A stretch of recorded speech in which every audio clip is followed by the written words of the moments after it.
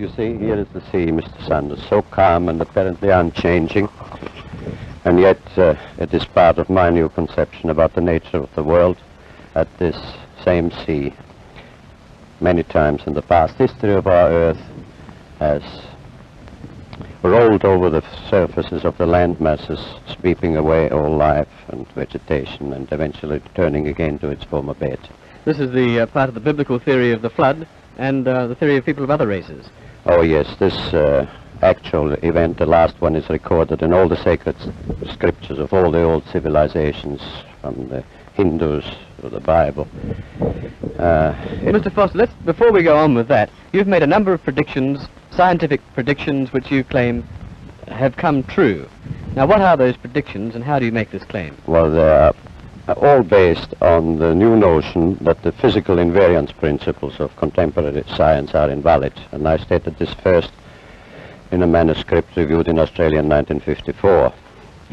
And the validity of this statement was confirmed finally last year at Princeton, when the principle of time reversal invariance was found to be invalid. Well, who accepts the fact that you have made these predictions accurately? Well, the facts as such are undeniable and must be accepted because they're documented. And it was accepted at such at Oxford, at Tasmanian University, and also at the National University. The facts as such are accepted, but the explanations and the new views as yet are not.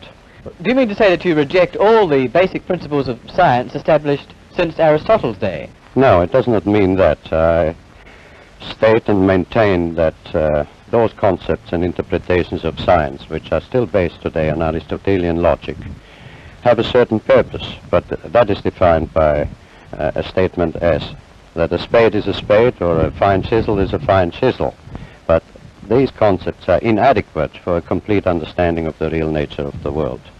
How is it possible, Mr. Foster, that you as an individual can work out these theories when all the other established scientists have computers and all the money of governments behind them, and yet they apparently can't? Well, I do not claim at all that it is due to my own intellect or to my own penetration. I have been deeply interested from early youth in the real nature of the world, and I held my own views and ideas. But many years ago, about 14 years ago, when I was challenging one of the fundamental conventional principles of science, I had a definite inspiration, not knowledge as such, but an indication and a guidance which I followed, on which I worked very hard and to evolve into a new structure of understanding. Inspirations are related to thoughts of genius. Do you think or consider yourself to be a genius? No. I consider myself to be an ordinary, humble person who wants to serve mankind with what man has striven for from the beginning of consciousness, with truth and understanding of the world. Well, now, one thing, you have a theory about the moon, and we expect to be able to get observable facts about the moon fairly soon. What is your theory? Well, it is by now rather more than a theory. 10 or 11 years ago, I stated to various scientists that the moon is not a piece of rock, but it is a plasma phenomenon, a cosmic plasma, and that this fact will eventually be confirmed. I made certain predictions which were already confirmed in 1958, and the situation now is coming close to a complete confirmation. What will be the result if you're proved to be correct in your theories? The result will be profound and decisive, because it will give proof that a complete reinvestigation of the laws of nature is necessary. Because if the moon is a plasma, no man will ever land on it. The soft landing attempts will all fail. That means that the mass of the moon is far less than is currently assumed. It's in a different state of energy, and it has far less mass. That means there is no more explanation for the tides. If the moon, for example, had only 1,000th part of its current mass, then the tides would only be 2 inches high under conventional theories instead of sometimes 14 feet. And that means that if it is proved that the moon is a plasma, then all gravitational theories are out, and a new concept of the cosmos and of its laws has to be evolved. Aren't you being a bit adventurous, though, because you know that we're going to be able to test out your theories on the moon fairly soon? Well, not anymore. 11 years ago, of course, it was rather taking a risk. I was considered a lunatic, of course, but by now the evidence, accumulated evidence, is already so much in my favor and I'm not taking any risks anymore. On the contrary, there is scientific views expressed all over the world now that the moon seems to be of a quite different nature of what was assumed. But the Americans and Russians are thinking of landing men on it.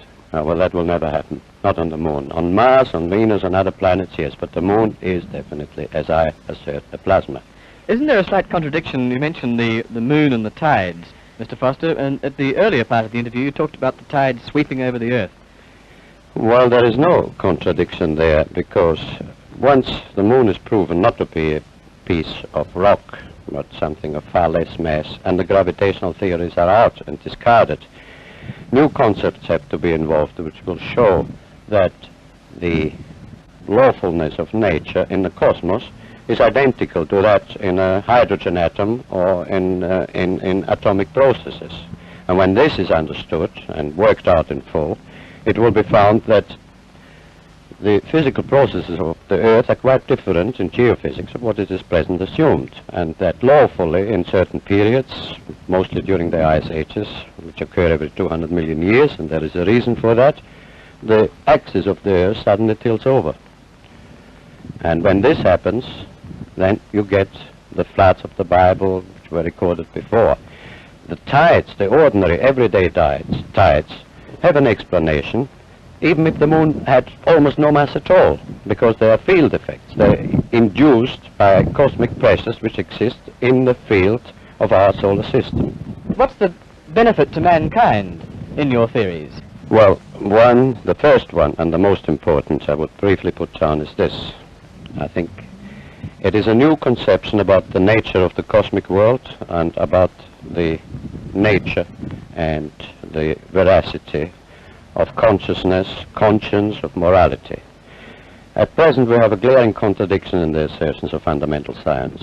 Scientists assert that they are completely uninhibited in their pursuit of truth, that they're completely uninhibited in their pronouncements, and that they produce for mankind, out of their knowledge or understanding, means which man can use according to his moral nature. So if the scientist produces a television set or a jet car, jet motor car, or a hydrogen bomb, it is up to the common man then to use it in a manner which he finds according to his human nature. Yet the very same processes or dialectics of science also declare that morality, concept of man's moral nature, is an illusion, that it is merely behaviorism or something due to conditioned reflexes or to herd instinct, and this of course is a contradiction which must be resolved and must go out, and it will be found as a consequence, what I have the privilege to see and to experience in my mind, that there is a moral law in the universe in which we partake and which is binding on us and which is decisive on our future.